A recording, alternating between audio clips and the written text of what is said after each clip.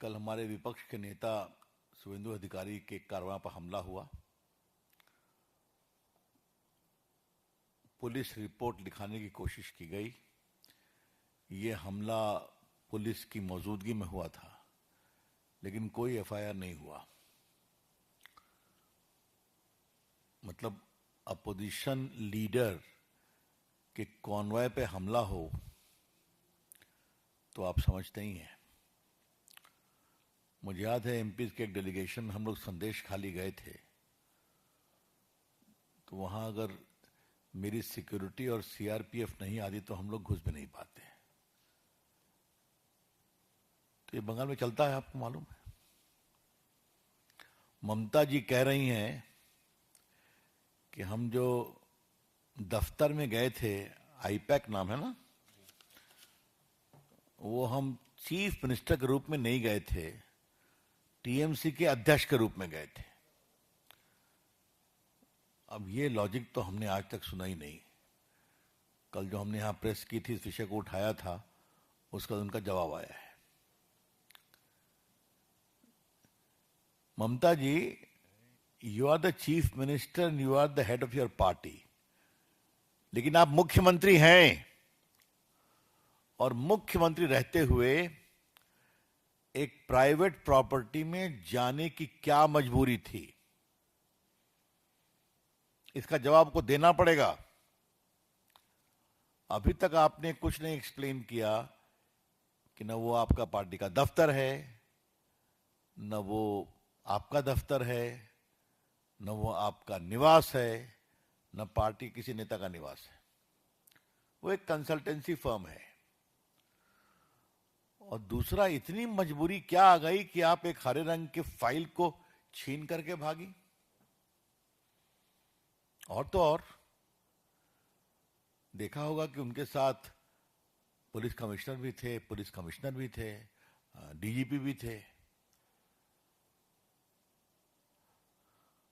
हमारा स्पष्ट आरोप है कि ममता जी की पुलिस अब ममता जी के गैर कानूनी, गैर संवैधानिक कार्यों में खुलेआम मदद करने का एक वेपन बन गई है।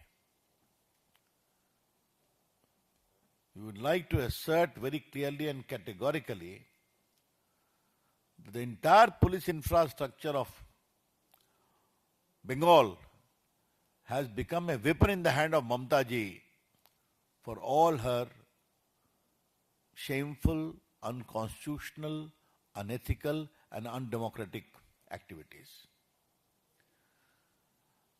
दूसरी बात कहनी है, ये क्यों होता है? ये क्विड प्रो को है। तुम फंसोगे नारदा शारदा कांड में तो मैं धरना पर बैठूंगी तुम्हारे लिए, सीबीआई को गिरफ्तार कर लूंगी, याद है आपको। और फिर मैं जब कुछ गड़बड़ करूंगी तुम मेरे साथ खड़े रहोगे। लेकिन सबसे तो मुझे रोचक कहानी लगी, आपने टीवी में कल देखा होगा कि बंगाल की पुलिस इतना फाइल लेके तेजी से भाग रही थी, निकल रही थी। ये हम भी परेशान हो गए कि ममता जी तो फाइल लेकर निकल गई होंगी, नहीं, और उसके चेहरे पर घबराहट दिखाई पड़ रही थी, जैसे वो रश कर रहा था उनके कानवा में रखने के लिए। तो क्या हो रहा है? There is something very seriously wrong in this whole exercise. बहुत सस्पिशन है, बहुत संदेह है। ममता जी क्या छुपा रही हैं आप? क्यों छुपा रही हैं आप? ये सिर्फ उनके उम्मीदवारों का नाम और रखने में, हम लोग सब लोग कंसल्टेंसी फर्म को नियुक्त करते हैं, कंसल्ट करते हैं, तो ऐसा क्या सीक्रेट था वहां पर? अगर आप किसी को उम्मीदवार बनाएंगी तो घोषणा करेंगी, बहुत सिंपल सी बात है। तो सीक्रेट क्या था? आज आपकी मीटिंग यहां होगी, आपकी मीटिंग वहां होगी, ये पब्लिक नॉलेज होता है, विज्ञापन आता है, आप परमिशन लेते हैं, तो छुपा हुआ तो नहीं है ना। तो स्ट्रैटेजिक कंपनी में क्या स्ट्रैटेजी पक रही थी?